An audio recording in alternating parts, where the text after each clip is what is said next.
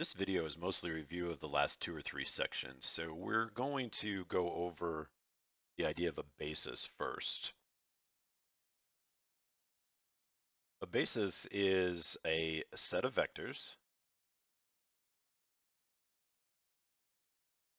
in this subspace V such that the span of the vectors is all of V, right? There's nothing in V that's not in the span of the vectors. And the second component is every vector in the set, the whole set, has to be linearly independent. So the number of linearly independent vectors is the dimension of our subspace. Now, there are lots of different bases that you can have, but the key thing is every base will have the same number of vectors, and that number of linearly independent vectors is the dimension of the subspace. And we talked about this in the last video, but how do we determine a basis for the column space of the matrix?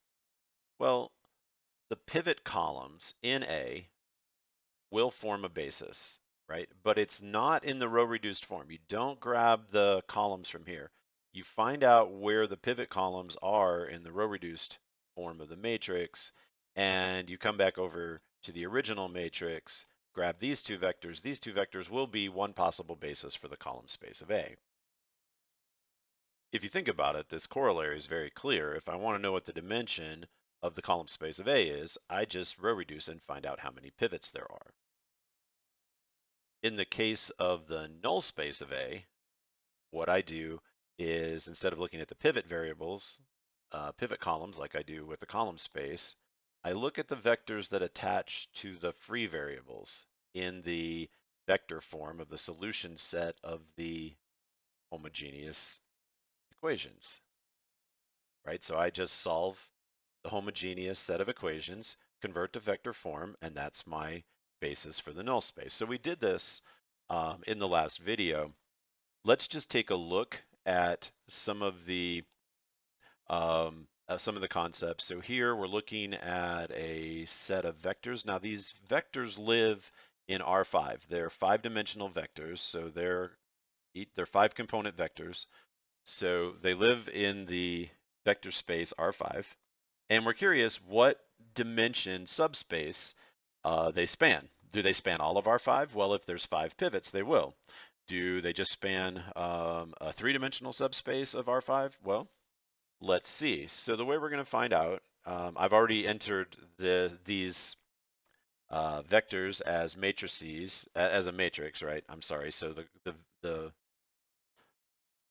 matrix B has as its columns the vectors V1 through V5, and let's just row reduce B. Okay, now notice we have 4 pivots, right? The only pivot column is the one right here. So we know that whatever the span of this is, right? If we're talking about the span of this set of vectors, it spans V. V is a subspace of R5. And we know that the dimension of V equals 4 because there are 4 pivots. And if I want a basis for V, then I grab the first, second, fourth, and fifth vectors from the set. Why? Well, because those are the ones that correspond to the pivots. Those are the ones that will be linearly independent. And for C, I just showed you the matrix. It's a 6x3 matrix, and let's do the same thing. Let's row reduce it. And we notice that there are only 2 pivots. And if you were glancing ahead, you can see that the first 2 columns are, the first column is just double the second column. And so we know that we can use the first column.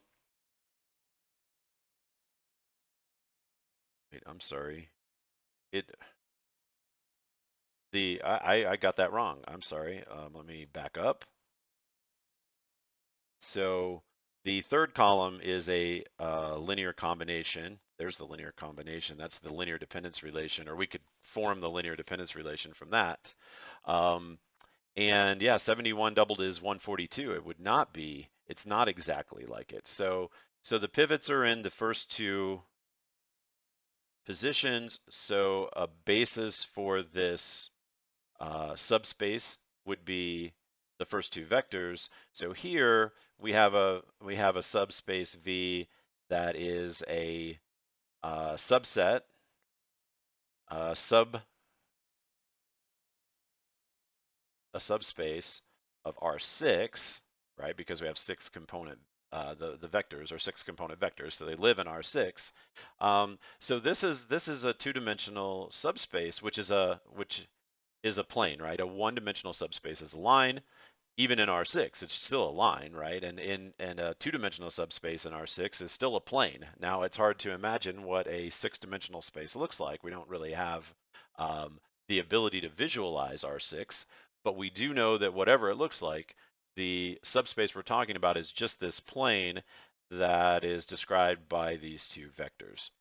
So that's all there is to this section, is just understanding how to create bases, understanding what a basis is, right? A set of linearly independent vectors that spans the subspace, and understanding how to create a basis for the null space and the column space, which we've been talking about for the last couple of videos. The same process works that we've been using in the last couple of videos.